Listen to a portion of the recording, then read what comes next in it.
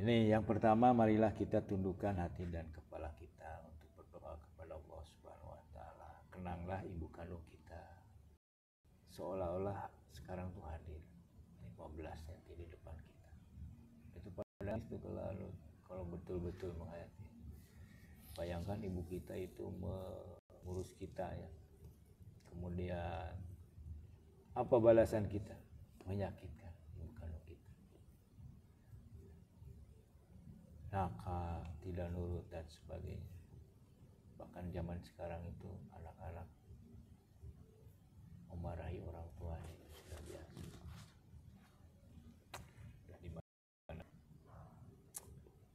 Dan dia mungkin tidak merasakan nanti orang tua diperlakukan seperti itu oleh anaknya. Ya Allah, ya Tuhan kami, runtunan nikmat-Mu telah melengahkan kami. Kenikmatan sehat kita membuat kita maksiat. Padahal Allah sudah memberikan peringatan. Babi ayyi ala rabbikuma tukadziban. Nikmat kamu yang manakah yang kamu dustakan? Itu ayat 1 sampai 12-nya itu tentang pemberian Allah, Ar-Rahman itu. Pertanyaannya itu Allah itu sama ya. Babi ayyi ala rabbikuma tukadziban. Jadi jawabannya itu sama. Kamu tuh sudah dikasih semuanya sama Allah, tapi masih tidak bersyukur kan, intinya begitu Ar-Rahman. Iya, Ar-Rahman. Gitu. Jadi yang pertama itu Babi ayyi ala itu ayat yang ke-13. 1 sampai 12 itu tentang pemberian Allah Subhanahu wa taala kepada manusia, disediakan matahari. Coba bayangkan, suara manusia itu bisa menirukan semua makhluk yang lain. Kalau makhluk yang lain kan cuma satu, misalnya kambing itu aja. Kalau manusia kan istimewa tuh, diberikan akal apa ya, kemudian dijadikan khalifah, bukan yang lain itu manusia itu. Surat Al-Baqarah ayat 3. Nah sini, untuk sanggup benar-benar bersyukur kepadamu. Jadi diberi nikmat masih ini aja apa namanya ya, mengeluh itu tanda tidak bersyukur. Iya. Patarian tuh, saya kan patarian berhenti tuh di depan rumah. Kita kunaon itu, alhamdulillah, pakai koyo tuh. Alhamdulillah saya diberikan oleh Allah Subhanahu wa taala kemampuan untuk membeli ini. Wah, patarian.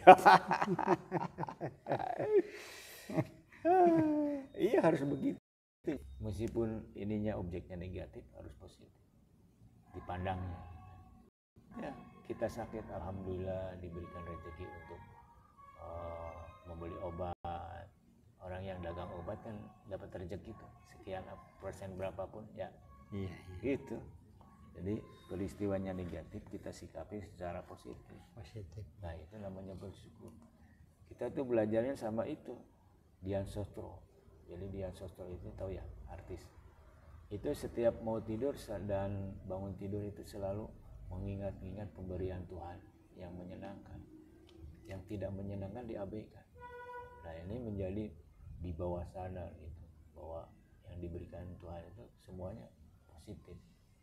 Termasuk objeknya negatif, tapi seperti sakit, ya Allah, aku bersyukur kepadamu karena sakitku merontokkan dosa-dosaku di masa lalu. Jadi ya Allah, ketika aku dibah oleh orang lain, maka suatu saat kita itu terbelalak. Jadi maksudnya Mas Yusuf nih menggibah saya, ya itu amalan yang dimasuk kerja itu pindah ke saya. Iya. Gitu. Oleh karena itu kita difitnah, digibah itu kita terima kasih kalau meyakini yang tadi itu, karena amalnya pindah dari orang yang mau fitnah, mau gibah. Memang sih kalau ketahuan yang gibahnya itu kan kadang-kadang ditonjok. Itu ya, kita satu persatu. Nah itu ya, ini udah hebat tuh dari pertama kalimat. Limpahan anugerahmu telah melemahkan kami untuk bisa menghitung pujian atas lain. Jadi hampir mirip kayak ini ya, apa namanya tuh yang renungan malam. Bukan apa sih namanya, muhasabah. Apa namanya, Istighfar. Istighosa. Bukan. Istighfar. Aduh, doa apa itu namanya tuh? Yang kayak Benar-benar pasrah gitu tuh sama Allah. iya. Apa itu? Hmm.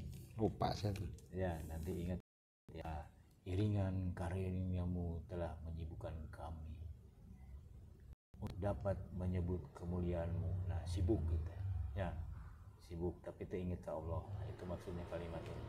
Iringan karunia-Mu telah menyibukkan kami untuk dapat menyebut kemuliaan. Kadang kita ini kata ahli tafsir juga bersyukur itu lebih susah daripada bersabar. Karena apa? Ketika diberi sesuatu yang menyenangkan itu merasa dirinya bahwa itu adalah hak usaha saya, karena usaha saya. Padahal tanpa kekuatan Allah itu tidak akan terjadi. Rangkaian pertolongan-Mu telah melalaikan kami. Nah, jadi lalai. Ya. Kemiskin mah puasa baik, sholat baiknya. Berarti ini masuknya ini tah. Rangkaian-rangkaian karangan otak-otaknya manusia yang bisa merangkai kata-kata. Tetapi kalau misalkan orang-orang goblok, orang-orang nggak bisa ngerangkai, cuman hati yang berisi gimana? Ya itu Dengan makanya kata-kata kalau seperti itu. katanya apa kolbunya itu sudah blank itu agak sulit, harus dibuka. Tapi semua itu dosa diampuni oleh Allah asal niatnya sudah bulat. Allah itu Maha Pengampun. Itu surat Al-Baqarah, surat Ali Imran ayat 135. Untuk mampu memperbanyak puja-Mu, ya Ghafar, dengan cahaya-Mu kami mendapat itu. Jadi berdoa itu menyebut Asmaul Husna sesuai dengan keperluannya. Kalau kita pengen cerdas, kalau kita pengen rezeki ya Roza, itu dan dalam berdoa oleh itu yang dimenamakan dengan kujadikan kamu Adam sebagai khalifah itu karena pekerjaan yang dilakukan oleh Tuhan itu dipekerjakan oleh juga dilakukan oleh manusia sebagai wakil. Jadi khalifah itu sebagai wakil Allah Subhanahu Wa Taala di muka bumi itu. Kalau wakil tuh, coba kamu ke sana rapat wakili saya, nah itu artinya mewakili yang lainnya, yang mewakili yang memerintahkan gitu. Tuh ya, untuk mampu memperbanyak pujian padamu tadi udah. Dengan nikmat-Mu kami memasuki pagi dan petang. Oh, nikmat sehat, nikmat pas gitu ya. Dan inilah kami membawa dosa-dosa kami ke hadapan-Mu. Nah, ini kalau sudah tingkat taubatan nasuha ya. Benar-benar itu akan menangis terhadap dosa-dosa yang sudah dilakukan, tersungkur gitu. Nah, ya Allah, mohonkan ampunan-Mu, sangat berharap pada ampun. Tuh kami bertobat kepadamu. Setelah mohon ampun bertobat, tidak akan melakukan lagi. Engkau limpahi kami dengan kenikmatan, tapi kami melawan-Mu dengan kemaksiatan. Allah memberikan sehat itu dari harta yang lain sehat tuh. Karena orang kaya raya, pangkat ada, jabatan ada, tapi kalau dikasih sakit itu tidak bisa menikmati hartanya, jabatannya. Tapi di sininya kan, tapi kami melawan-Mu dengan maksiat. Nah itu. Kebaikan-Mu turun kepada kami dan kejelekan kami naik kepadamu. Tambah tepugu teh. Dan kita itu merasa bahwa meskipun kita diam, tidak melakukan maksiat, tapi kita tidak beramal soleh, itu nggak bagus juga. Ilmu dan amal soleh. Ya makanya kita kan baik. Harus berbuat jujur kepada Allah kan, bahwa kita ibaratnya banyak dosa, benar-benar berlimpah dengan dosa. Nah, tidak henti-hentinya malaikat yang mulia mengantarkan kejelekan amal kami. Oh, malaikat nyatet amal jelek kita tuh, sholatnya telat baik, misalnya. Tetapi itu tidak mencegahmu untuk meliputi kami dengan nikmat-Mu dan memuliakan kami dengan anugerah-Mu. Nah, jadi anugerah itu pemberian yang begitu saja dari Allah tanpa pertimbangan apa yang dilakukan oleh kita. baik keburukan maupun kebaikan. Makanya kekuasaan itu diberikan kepada manusia itu 5. 1 berupa anugerah, seperti kenabian Nabi Muhammad, Ibrahim, and so on, dan seterusnya. Itu anugerah, tidak mempertimbangkan. Nah, kekuasaan juga begitu, anugerah pertama. Yang kedua, ujian. Ya. Ujian itu untuk meningkatkan kelas, ya, tingkat 1 ke tingkat 2, kelas 1 itu. Makanya ketika orang meyakini bahwa diuji itu akan meningkatkan, maka dia punya harapan, ya, punya harapan. Kalau harapan itu harus ada perjuangan, nikmati proses namanya. Karena ada harapan bahwa saya akan naik kelas 3, kelas 2. Ya kita senang dihadapi dengan tenang. Gitu. Itu menghadapi. Ini 2 ya. Kemudian yang ketiga, cobaan untuk mengukur tingkat kesabaran. Termasuk kesabaran menahan diri meskipun kita punya nafsu. Kebetulan namanya sama nih. Nabi Yusuf digoda oleh istri pembesar raja ya. Raja. Karena dia surga itu lebih hebat daripada perempuan itu, dia tidak tergoda. Itu surat Yusuf 4. Tapi ujung-ujungnya tetap aja dikawin. Hah? Ujung-ujungnya tetap dikawin kan? Enggak. Kawin waktu dia udah menjabat. Bukan. Yusufnya tuh. Nah, itu. Jadi ingin cerita bahwa tidak tergoda gitu. Itu poinnya, jangan dikembangkan ke yang lain. Karena kuatnya iman Yusuf. Ya, subhanaka, betapa penyayang Engkau, betapa agung Engkau, betapa pemurah Engkau. Nah ini ya, memuji Allah. Ya Allah, sibukkan kami dengan zikir kepadamu. Nah, zikir itu ada 3. Zikir dalam hati, zikir dengan ucapan, dengan amal. Apa yang dimaksud dengan zikir dengan amal? Perbuatannya itu sesuai dengan kehendak Allah. Nah itu namanya zikir bil amal. Lindungi kami dari kemurkaan-Mu. Nah itu ya. Mudah-mudahan Allah tidak marah pada kami meskipun kami banyak dosa tadi sebelumnya. Lepaskan kami dari azab-Mu. Limpahi kami dengan anugerah-Mu. Jadi terhindar dari azab, ya, kemudian dapat anugerah. Curahi kami dengan karunia-Mu. Bimbinglah kami untuk beramal mentaati-Mu. Nah itu namanya ihdinas siratal mustaqim, itu bimbinglah kami ke jalan yang lurus. Iya. Arti yang lain seperti itu. Matikanlah kami pada agama-Mu dan sunnah Nabi-Mu.